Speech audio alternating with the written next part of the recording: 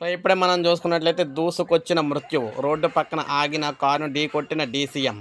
బాలుడి మృతి, పలువురికి గాయాలు కూడా. సో కారులో ప్రయాణిస్తున్న వారికి ప్రయాణం పడకపోవడంతో వాంతులు రాగా రోడ్డుకు ఎడమ వైపున కారు ఆపి వాంతు చేసుకుంటూ ఉండగా డీసీఎం రూపంలో మృత్యువు దూసుకొచ్చింది.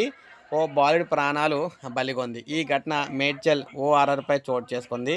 ఎస్ఐ లావణ్య తెలిపిన వివరాల ప్రకారం నగరంలోని కూకట్పల్లికి చెందిన సాఫ్ట్వేర్ ఉద్యోగి విద్యాసాగర్ ఉదయం తన భార్య రమాదేవి, కుమారుడు రామ్, తల్లి రమమ్మ, వరంగల్కి చెందిన అక్క దీప్తి, అల్లుడు పూజిత్, కోడలు వేదశ్రీలతో కలిసి బీబీనగర్ వెళ్లేందుకు శనివారం ఉదయం తమ కారులో బయలుదేరి ఓఆర్ఆర్ గుండా వెళ్తున్నారు.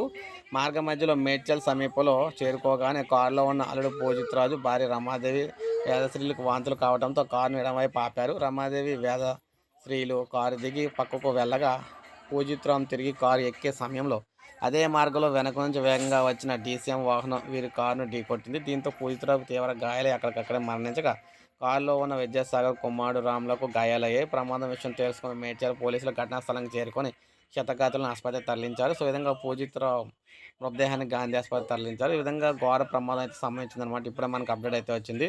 ఒక లైక్ చేయండి, సబ్స్క్రైబ్ చేసుకోకపోతే మన ఛానల్ సబ్స్క్రైబ్ చేసుకొని